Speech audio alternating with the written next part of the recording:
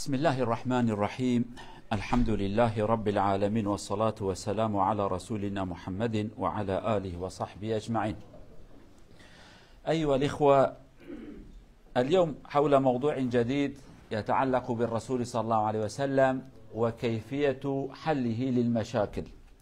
اليوم لا نتكلم عن مشكلة بعينها، ولكن نتكلم عن كيفية الرسول لاستقبال المشاكل وكيف كان ينظر إلى المشاكل وأمره مع المشاكل. لماذا؟ لأن الله عز وجل أرسله داعيا هاديا مرشدا قائدا مربيا، فالذي يكون قائد ومربي والذي يكون داعي إلى الله لا شك بأنه سيلتقي بأمور كثيرة من المشاكل ويصادف أمور كثيرة في حياة الناس. لنرى كيف كان يقوم الرسول صلى الله عليه وسلم باستقبال المشاكل وكيف كان يحل المشاكل. برايد عزيز إيرو أمسا بحثا پیغمبر بكنا عليه الصلاة والسلام و بكرمانجي بكرديد بجن پیشوازی بزمان ترکی قارشلامه، يعني وقتی که پیغمبر صلى الله عليه وسلم پرسکریک يعني مشكلة يعني صورنكي قبا که تشتكي چه بو مصيبتكي دردكي كلكي نخوشينكي تشتكي جرب عربي بين مشكلة بكرديد بجن پرسکریک يعني صورن. پیغمبر عليه الصلاة والسلام لهمبري چدكر اما بحثاوي بكن اميرو بحثا نقطة كي بتاني ناكن لي بشكل كفره جنال يعني من بيجن كا پیغمبر دماكو پرسکریک کی مشکله کی درد کی چه دبو پیغمبر چوا لهمبر سکنی مجادله چوات کر عقلی چوا بو سبب کمیرو بیاج بيجن خدا في پیغمبر اجمرا شاندی اف پیغمبر جی کی دا پیغمبر مایه جراد بيجن مربی يعني قمام هوستا يعني öğretmen مایه اوی پیغمبر سروک مایه مازن مایه لیدر مایه اف پیغمبر هانه دبن داعی يعني آتیه انسان دا آلی خوده دا گازی واند که بان واند که يعني مرشد رهبر هم بیجن یکی که سروک به یکی که پیغمبر به یکی که مرشد به یکی که قمتانه کی قمتان يعني ضابطه کی بلوره پیغمبر قمتان بوش ضابطه کی بو سروکه کی بو لیدره کی بو یکی که وها به تبخوازی نخوازی ده حیات انسان دا جی ام دزانن درد و کل بلا و مصیبت مهنه يعني اوان درد و كل مصيبته هاني پیغمبر همبر وانا چوات كر. اما انا بحثا يمكن ان شاء الله. طبعا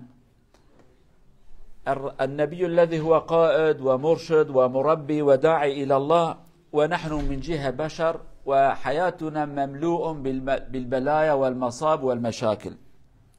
لنقرأ آية من القرآن الكريم يقول الله عز وجل فيها: ولنبلونكم بشيء من الخوف والجوع ونقص من الأموال والأنفس والثمرات. الله عز وجل يتكلم هنا عن المشاكل، سيأتينا مشاكل، الجوع مشكلة، الفقر مشكلة، الموت مشكلة، الخوف مشكلة، فقدان الأهل والعقل، كل هؤلاء مشاكل. لنرى الرسول صلى الله عليه وسلم كيف كان يستقبل هذه المشاكل، لأن الدنيا دار الامتحان ولا نبلونكم، خلاص الابتلاء بجميع الأمور، تبتلى بمصائب الأولاد، في الأهل، في البلد، في الاقتصاد، في المشاكل مع الجيران، أمور كثيرة ستبتلى به. الله عز وجل أرسل رسوله والرسول علمنا صلى الله عليه وسلم كيف نعطي ونأخذ، كيف نرد على المشاكل، سنرى إن شاء الله. بريه هرتشتي ام دو دنیای دانه دو دنیای دا دردو کل خلاص من یا نابن جوا پرس کن دردو کل و هنه آنتنه نه اویکو اقربای مریه هنه ناودا بسمان وی جیرانی اویک نخوش کتی ناودا هنه اویک پری هندابونه ناودا هنه اویک سری دیشه هنه ورحاصل اویکو بلا و مصیبت سری هنه يعني نفسه خودت قرآن دا دبیجه از و امتحان بکم بلا بسر ودا بشینم نکنه یارتی مرا، یعنی دنیا جی امتحانه اف بلا هانه ترسه برچیبونه مالت هم داده به عربات هم داده به خانیت زلزله چید و خراد به مرحصل حیوانت دمرن مروت دمرن جنات دیات باوت بسمامت دمرن مالت آگر پیت که بد شوته شوتن، یعنی مثلا أبيكو خواهي قندانة تدي هاوين دل دست وانو هاي يا رب هما سلامت بعرض ما نشوتن تدي آگره کی کت تفشوتی دبه بهار أبيكو داروان هنا سيفو مشمشو دبه يا رب هما برفناتا سرما چه نبونا كتبه مها سيو چرا سرما كيته داروان تفحشت بن امتحاننا خدت بيزه و امتحان وانا تبي امتحاننا تبلا ومصيبه آيات كادنا دا خدت بيجازه و امتحانه بكم حتى ظالم كي صبر كي صبر ناك آيات كادنا دا خدت بيجازه امتحانه بلا بسرودا بشينم حتى ام ظالم كي راسته و كي نراسته كي مره و كي دروات كي خوي ايمان ساغلمه و كي ايمان نه ساغلمه امتحانه از امتحانه بكم يعني الدنيا دا بلا ودرد وكله مصيبات هنا ام يقرا قبول بك درد ما نقطه ما يلوك ام خازن سري خبردن افان درد كلها هنا يعني بشتي درد كل هنا اجا المقابلين درمان هبن كم تماشا كن پیغمبر ما چت كر مريكي چه بونا فقيري كي چه بونا مصيبت كي چه بونا تشتكي نخوشين هنا نخوشين امجرات بجن اوه جواتی سوسیال يعني اوه نوا انسانا نخوشين اکونومی پرا هنه واره دردو کلن که پیغمبر لهمبر وانا چواد کر امی انا بحث وان بکن طبعا الناس نحن متفقون ان هناك مشاكل في هذا الدنيا هذا لا خلاف فيه مشاكل كثيرة مشاكل أسرية ومشاكل اقتصادية ومشاكل اجتماعية ومشاكل أخرى نحن متفقون بأن هناك مشاكل ولكن الخلاف هو هل نقبل المشاكل أم لا كثير من الناس لا يعترف بالمشكلة يقول أنا لا أقبل شيء هناك اسمه مشكلة ولكن هناك مشكلة ولكن هو عينا يقول هذا ليس بمشكلة ليس هناك مشكلة فهذا علينا أن نعلم الناس أمام قبول المشاكل منهم من يقبل يعترف بالمشكلة ومنهم من لا يعترف يقول أنا لا أرى هذا مشكلة هناك مثلا حروب بعض الناس يقول هذا شيء لا بأس به لا شيء طبيعي يعني هناك أمطار كثيرة وهناك مصائب اجتماعية فمن الناس من يقبل ومن الناس من لا يقبل أصلا المشكلة هذا أولا فلنعلم هذا مشكلة ما قد دردو كله صورنو برسكريكن لما كي هنا هر شيء ببن ليه هبونا مشكلة هبونا في دردو كل الآلي كي قبول كرنا ما الآلي كدن تدي تلفزيون هبون بري يعني ام بجن وانه تلفزيون چت کرن المال تشتكي ماكينه كي داني قنالش ترد اني يعني یک مثلا برد گوتن چاناق مزانه چه نسا طلعت وانا او مازن ام بجن المركز سيستم كي هي تلفزيون چت ك فيلم هنا قوا كل مال تفياتنا به فيلم اشترنا يعني ولكن تلفزيون هي بروجرام جي هي ام بجن لپایتخت الباش كنت تلفزيون كي چيكنا وفيلم كي آبتني خبر كي نما اوقاتتنا انتل امجراد بين تنا فيلم اشترى نايني مشكله جي هنا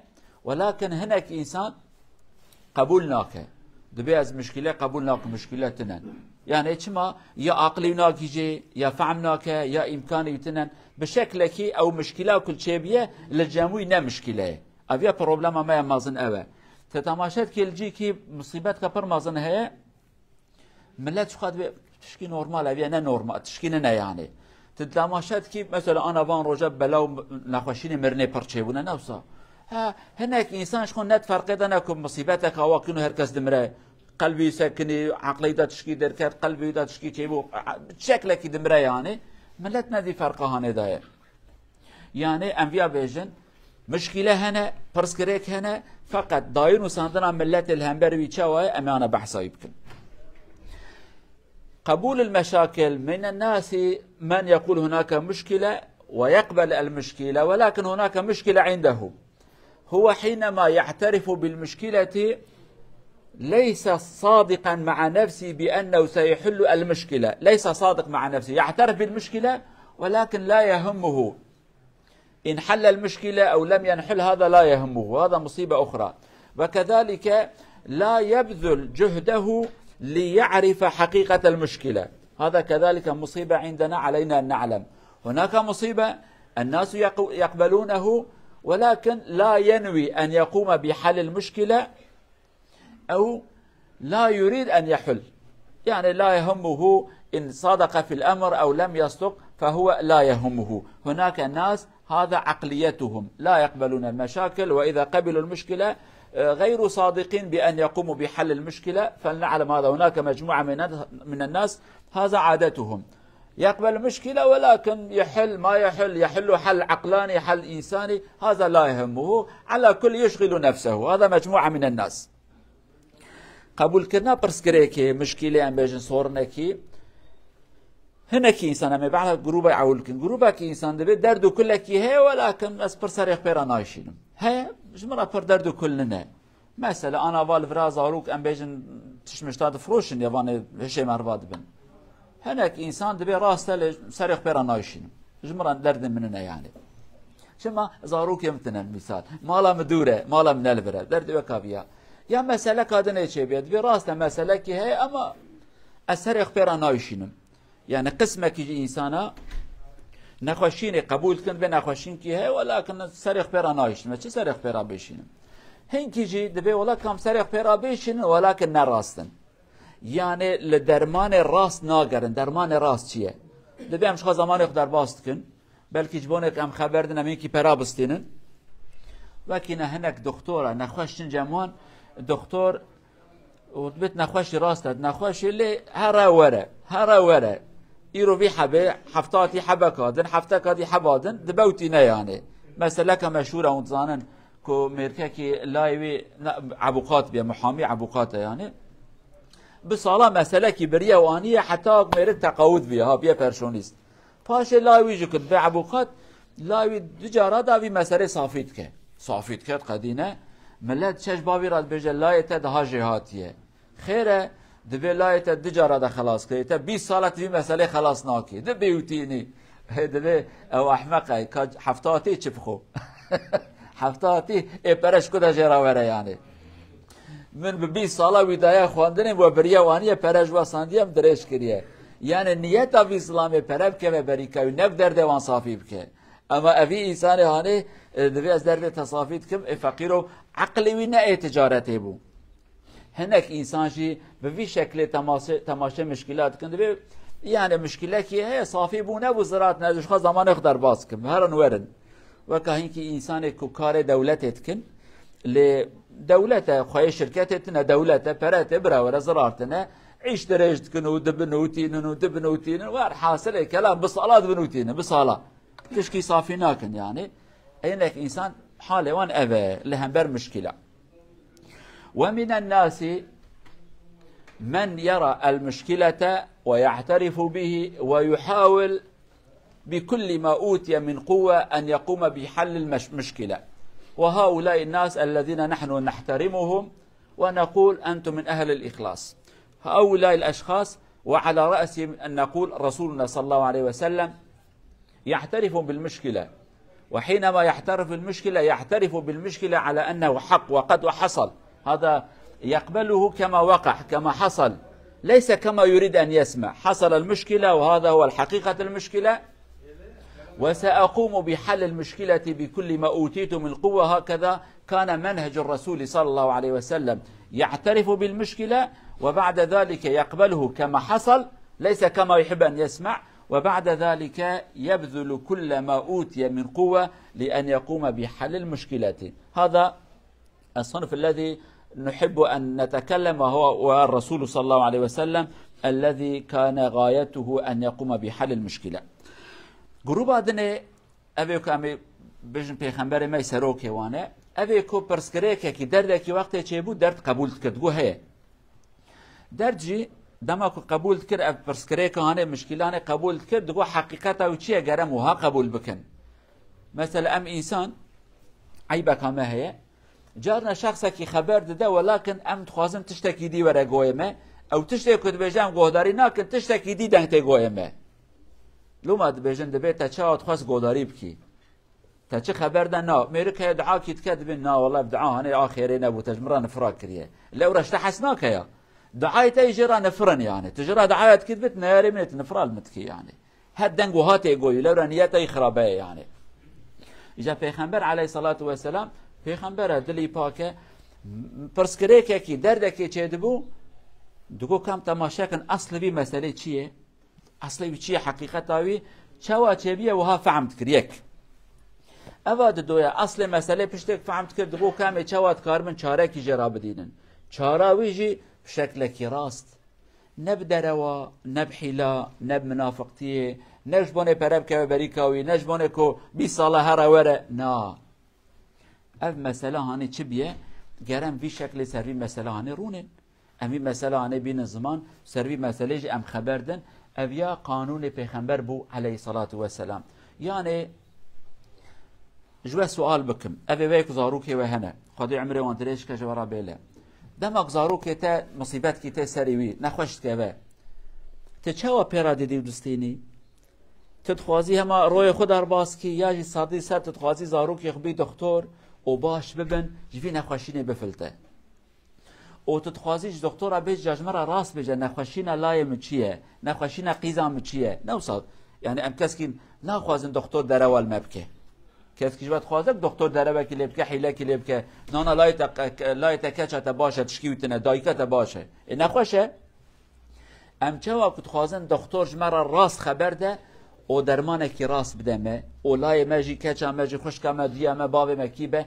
بسلام براسی جمع خوازن پیغمبر وهاب علیه الصلاة والسلام درده کی چه دبو وکا کو اف درد ایوی به یعنی مثلا یکی ام بجن پراه به آخو قبول کرد مثلا عائله هبه آخو قبول کرد نخوشینک هبه آخو قبول کرد درد و کل کیدنه هبونا دگو ابانا ایمنن درد و کل ایمنن وانا پیغمبر ایخو قبول کرد ندگو علاقه مشتن ایمنه دما کو درد و کل اتبت چد کی تسرخ پیرا دیشینه تپیرا زحمت دینی ازیت دینی یعنی ترحت نابه دو پشگوی خو هم کردید بجن پشگوی خو ها نابجه یعنی سرید سکنی پیغمبر موهاب علیه الصلاة والسلام اما ایرو افتشتی هانه مع الاسف للجمجی کمه ام وکنا پیغمبر خو ناکن علیه الصلاة والسلام درد و کلیک هبن ام چعبق اوها دگرن ام اوها تماشد کن بشکل کی ام ناخوازن بدینن دماک ام بدینن شی ام وکنا پیغمبر خو علیه الصلاة والسلام دلیق پیر ناشوتینن بش دلو جان کردید بین دلو جان یعنی دلو جان ام ناخوازن صافی بکن ری مسئله هانه یعنی تشتک نابده جیران من از کلمه که جرا بشم اری جیران ته اما خبردان قراص چرا بجه دلیق پیب شوتینه آلیکاری های بکه کابرا او جنا خو مثلا وان چه بیه او لای خو او برای خو نخوش کتیه پری و چونه مصیبت کدن آتیه سریوان چوا کدلی ویت شوته مادام تو مسلمانی گره دلی تجوها پیب شوته تجبونی وها دعایا بکی تجی عقل خوش را بخبتینی پیغمبر ما علیه الصلاة والسلام به انسان کی وهابو لهمبر درد و کلو بلا و مصیبت عقل خود خبتان دل خود خبتان زحمت دید زمان اقدر باز کرد دگوواند مشکلا گرم صافی بکن اویاج عقل جمع بیاد خوازه خودش ما بيت اشتیانه خوازه که ام راست بن درد و کل خود صافی بکن. في الجمعة القادمة إن شاء الله سنتكلم حول أحد المشاكل الذي كان يهتم به الرسول. هناك مشاكل كثيرة ولكن ربما في الجمعة القادمة أو في الدروس القادمة كل مرة نتكلم حول مشكلة أو مشكلتين هكذا، كيف كان يقوم الرسول صلى الله عليه وسلم بقبوله وكيف كان يقوم بحل المشكلة. فعلينا أن نقتدي بهذا الرسول صلى الله عليه وسلم، تقبل المشكلة كما هو وبعد ذلك تحاول أن تقوم بحل المشكلة كأنك صاحب المشكلة وليس مشكلة الجيران ولا ابن العم ولا أحد الأباء رجل بعيد، لا، مشكلتك إن كان ماديا أو كان اقتصاديا إن كان شيئا آخر فأنت ستهتم به كما كان يهتم به الرسول صلى الله عليه وسلم. كان يتابع يسأل ماذا حصل ماذا لم يحصل، إن كان وكل الأمر إلى رجل يتابع هل قمت بحل المشكلة أو لا يقول أنا قلت وبعد ذلك نسيت، كان يهتم بالمشكلة. سنذكر بعض المشاكل وكيف كان حلوله حلول واقعية حقيقية يخرج من قلب رجل يحب الخير للمجتمع ولأبناء المجتمع، والذي يريد الخير للمجتمع وصادق في نيته الله يوفقه حينما يقوم، والذي كاذب في نيته لن يوفقه الله عز وجل. درس هاتی دم بحثا اینکه مشکلات بکنند سه هفته هاتی هر پرسکری که پیغمبر دید چوا قبول کرد علیه الصلاة والسلام و چوا دلیخ پیواد داستکناندن و تخص براستی صادی صد صافی بکه. ام بحثایی بکن مثلا عادت که پیغمبر جهه و علیه الصلاة والسلام ام یا بیجن Derdu kulleki çeydi bu ku dest xbabet danay ki duga zeviyam safi bikin sahabi ki bu tabi min safi dikim duga haştara. Le jbir ve net kir. Je sual kir. Tesafi kir nekir. Safi tekir nekir. Teçava çey bu mesela hani dili xubana deşan, seri xubana deşan. Ne vaka iro tişki çeydi bed ve ola teslimi şahsa ki kir li davi haberam jene mana. Peygamber li dud şu. Mesela misal ekim bedin. Hatta ki peygamber hebu aleyhissalatu vesselam yeke ku bimre deyndar buna جوانك صاحبه على كاريا بيت خيدين بكن وقت يجي فقيرش فقيري ديندار بو نج دزيه انا ملت حيلات كو شيطاني كو ديندار بي وقت براستي ملت محتاج بو دين ذكر يعني ديني وقت نورمال بو نوا كانا بري مازن تنبون يعني دغو ديني فيها هي دغوتن دغو ازلمجناكم غير ديني فيها ورا داين اي ديندار اسلمجناكم يكبر ابي انسان الحياه بجنا از دينا نخم لو رخ پیغمبر ترمل مجنه که عیبه که پرمازنه که مانی که مازنه که لمیجا جنازه پیغمبر نکه پاشک صحابه که در کتاب گفت یا پیغمبر خدا از دینی دیدم تیبدی دگو از دینی دیدم تمام جبیر و نت کر ها لمیجت کر داویه کنگی چقا بدی تا دینی دانه دا تدین دانه دا حتی دینی خود دا دگو تمام یعنی جبیر و نت کر پرسکری که بو بیا دین داره ابیا مریه پریتن ابیا ظلام اکزرکاتی گوتی از دینیدم تمام تبدی از اثر المش بکم اما از قرکات ادگرم وی چی قبدی تا تدین خدا ندا تدین داوان نداوان جوانی سوال کرد پری و هاتی دینی آن تدینی به وی شکلی پیغمبر کی بود دلی ویل سردرد و کل ملت تسکنی دوان شو داد دگو گره وی مسئله صافی بکن يعني انسان كدلي پاک به دلی رحمت ده هبت قلبی ده ایمان هبه حس کرنا انسان هبه وقتی تشتکی صافی بکش دل و جان صافیت که یعنی ایجا می بحثا پیغمبر خوب کنه علیه الصلاة و السلام درس هاتی دا که چند پرسکره که هبون پیغمبر جی چه وان مشکله صافیت کرد حتى حفظها هاتی بمن امانات خدا دا ان شاء الله الى ان نلتقي في الجمعه القادمه ابقوا في حفظ الله ورعايته وبدون المشاكل ان شاء الله. Muhterem kardeşlerim, bugün hoşumuza gitmeyen bir meseleyi dile getireceğiz. Ölüm. Hoşumuza gitmeyen dediğimiz zaman da zannetmeyin ki bir sorun olmuş, yok. Ölüm hoşumuza gitmeyen bir meseledir. Gerçektir, haktır. Her gün ve her hafta, her ay, her gün doğrudur. Eğer desek ki bir insanın ölüm haberi, her hafta, her ay belki tanıdık çevre ve akrabalardan birinin ölüm haberini alırız. Bu gerçek bize şunu anlatır. Önce şunu dile getirelim, aklımızda olsun. Normalde bir adet olmuştu ki İnsanlar yaşlanır ve ölür. Halbuki bunu Allah Azze ve Celle Kur'an-ı Kerim'in birçok yerinde diyor ki öyle bir kanun yok. Evet, genellikle belki insanlar yaşlanır ölür ama öyle bir kanun yok. Diyor ki ben bazılarının canı diyor daha annesinin rahmindeyken hayat verdim. 6 ay sonra annesinin rahminde öldü ve benim huzuruma geldi. Doğar doğmaz ölenler vardır. Ve hesap senin yanında. Bunu biraz daha araştırmak ve öğrenmek istiyorsanız bu mezarlıklara bir gidin bakayım. Burada Oslo'da birkaç tane mezarlık vardır. Biri de biz Müslümanlar genellikle cenazelerimizi götürdüğümüz bir mezarlık. Bir oraya bir tur atın bakayım böyle baştan bir sona kadar. Doğar doğmaz vefat eden mesela mezar taşında yazmış ki doğum tarihi ve ölümü hepsi aynı gündür. Yani o gün doğmuş ve ölmüş. Ondan sonra 60, 70, 80, 90 yaşına kadar ölüler vardır. Bu bize şunu anlatır. Ölümün bir tarihi yok, ölümün bir saati yok. Kimse diyemez ki ben Allah'tan bir garanti almışım, 60'tan sonra canımı alacak, 50'den sonra, 70'den sonra öyle bir garanti yok. Yani ölüme hazır olacaksın. Ölüm bir gerçektir, bir haktır. Fakat herkesin ihmal ettiği bir mesele. Herkesin kulak vermek istemediği bir gerçektir. Bir gerçektir. Buna dikkat etmemiz lazım. Öncelikle şunu bir öğrenelim ve bilelim. Ölümden bahsetmek, ölümü hatırlamak anlamı şu değildir ki ben evimde oturacağım ve Ezrail'i bekleyeceğim. Ezrail bildiğiniz gibi insanlar arasında can alan meleğin adı, ona biz Ezrail deriz. Hadislerde Ezrail ismi geçmiyor. Bunu da bilin, yani aklınızda olsun. Ne Kur'an'da ne hadiste onun adı Ezrail'di diye bir şey geçmez. Sadece insanlar belki İbri'de, belki Hristiyanlıkta, belki Yahudilikte, onlara veya Süryanilikte öyle bir isim ona verilmiş. Bizim için de biraz tuhaf bir isim. Azrail, yani Azrail dediğimiz zaman insan biraz korkuyor. Mesela Cebrail diyorsa nazik, Mikail kibardır. Azrail dediğin zaman insan biraz korkuyor yani. Fakat işin özeti, ölüm meleği bir haktır. Biz diyoruz ki bu hayatta evimde oturacağım, ölümü bekleyeceğim diye bir kanun yok. Allah'ın bize söylediği sistem, Peygamber Efendimizin bize anlattığı sistem şudur değerli cemaat. Hayatını sürdür.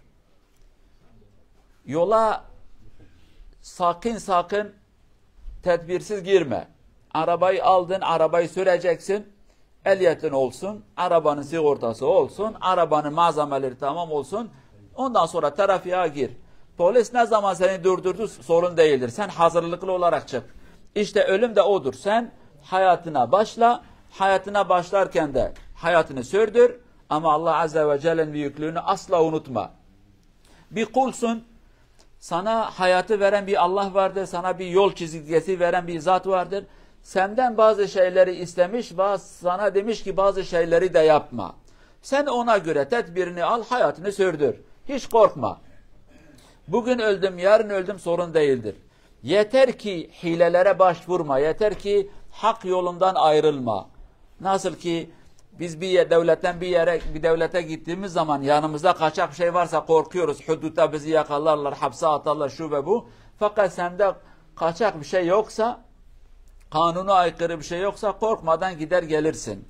Biz de hayatımızı dürüst bir şekilde sürdürdüğümüz zaman, yani namazsa namaz, oruçsa oruç, haçsa hac, hırsızlık yapmamaksa, milleti aldatmamaksa, milletin malını yememekse, yani haram ve helala biz dikkat ettiğimiz zaman bu hak olan ölüm geldiği zaman da biz diyeceğiz ki başımızın üzerinde Allah'ın bir elçisi, Allah'ın bu emaneti benden alacak ve beni götürecek. Değerli cemaat, geçenlerde camide de cemaatle biraz bir hadisi konuştuk. Hadis-i şerifte Peygamber Efendimiz salih insanın ölümünü dile getirirken diyor ki salih olan bir insanın ölümü, onun canını almaya gelen melekler uzakta, kefenler de onun yanında.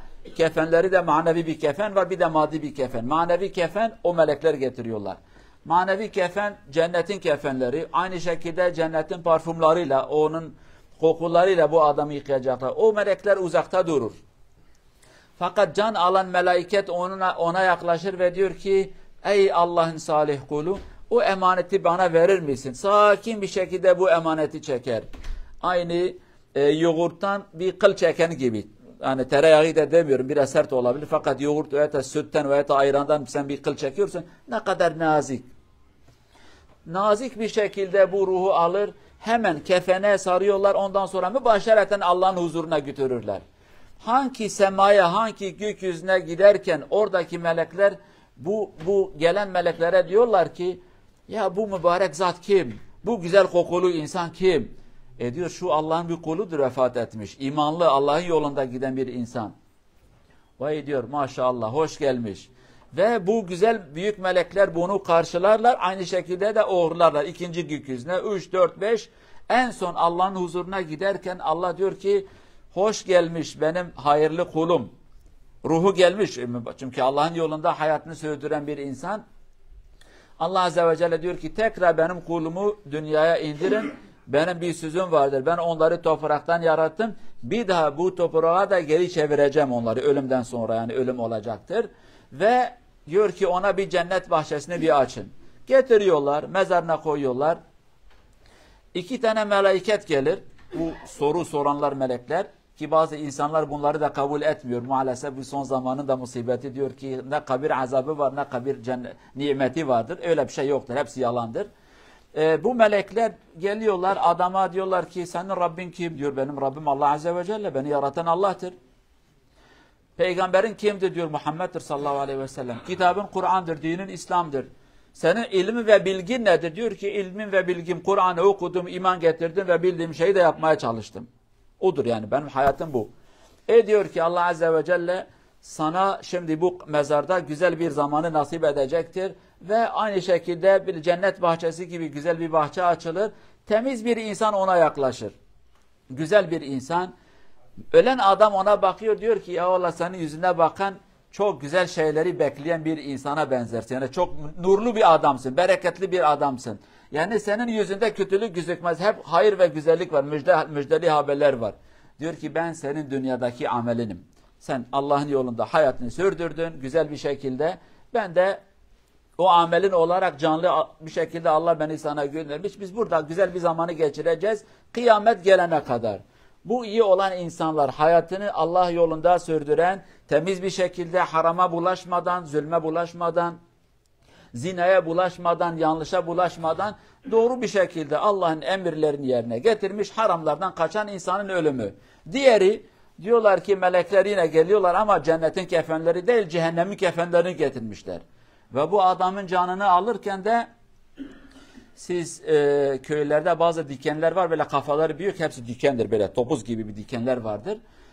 Onun bir ismi de var, bilmiyorum ne diyorlar onları. Yani böyle domuz kafası gibi bir dikenli şey var, böyle bir dikenli şeydir. Dikendir hepsi.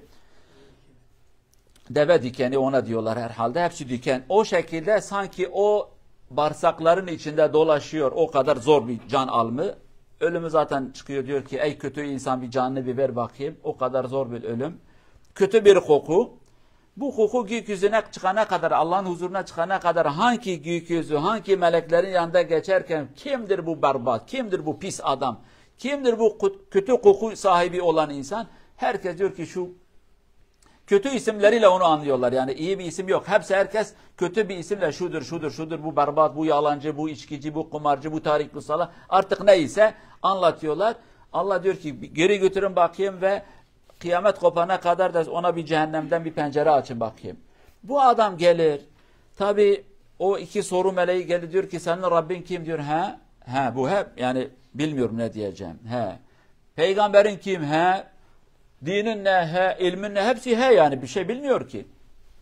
Velhasılı kelam onu orada o şekilde ameliyle baş başa bırakıyorlar ve çok çirkin yüzlü biri ona yaklaşır.